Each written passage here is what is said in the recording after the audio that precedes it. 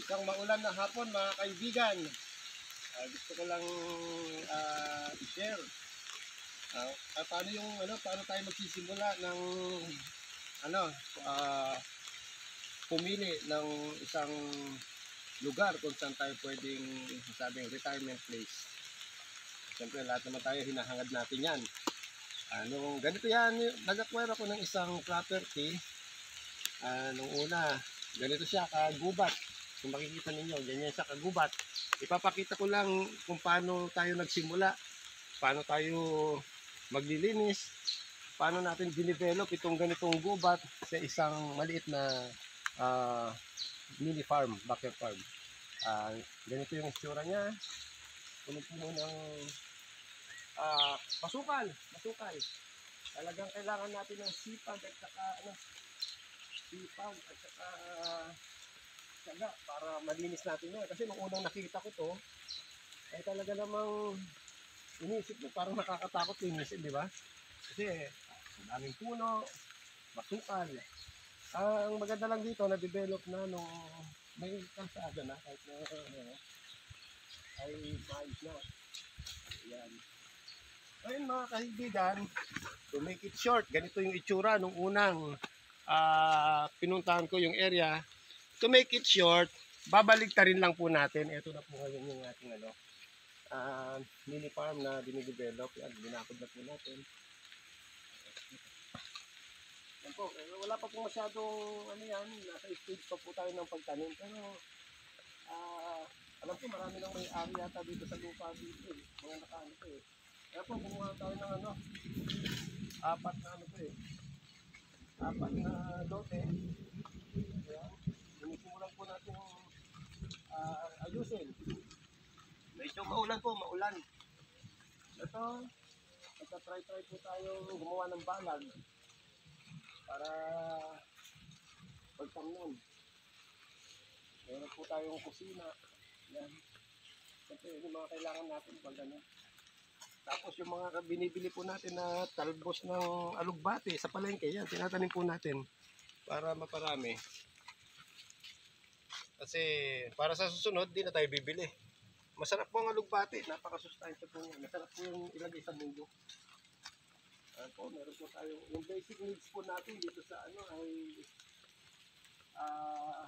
kailangan ma-meet natin yung basic needs. Kung balak natin yung magtayo ng ito. Yan, kusina. Mamayang dumilim-dilim, papakita po namin sa inyo kung paano po kami mamuhay dito sa lugar na to na walang kuryente. Bali, naka-solar lang po kami. Maliit lang na solar. Ayan po, nililinis po namin ito. Marami pa po hukay, siguro marami siguro naging uling dito. Ayan, makikita naman po ninyo na talagang simula sa wala. Ayan po, mula sa isang magubat na lugar hanggang sa ganito. Yan po, nilinis. Nilinis po namin yung dalawa ni Albert yan.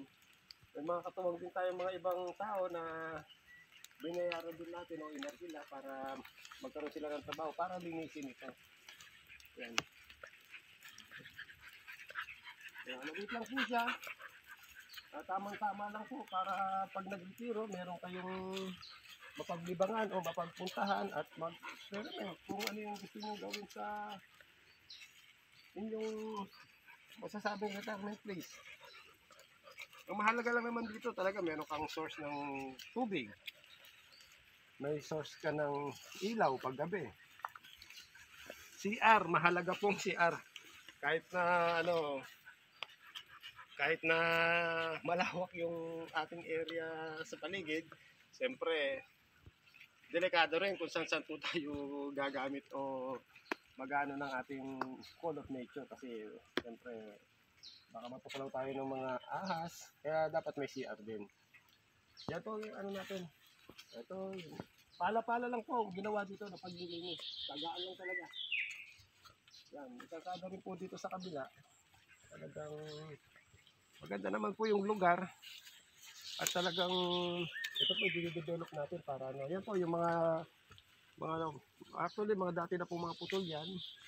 Inaano lang natin, tinatanggal lang natin para ano, mas maging mas mataba yung lupa para kasi kapag yung ibang mga tuod dyan, minsan yung ugat, akala mo patay na, pero yung ugat buhay pa. Pag inanuhan mo ng fertilizer, magiging, ano ba, kaagaw pa yan ng mga, ano natin, balak itanim. Ay, pakita natin dito kung paano nililinis ni Albert tong area. Ayan. Mahirap, napakahirap maglinis, mga kababayan. Napakahirap maglinis. Yan, ito. Napudpud na yung pala. Nakakalinis. Pero, kita naman po ninyo. Pudpud na.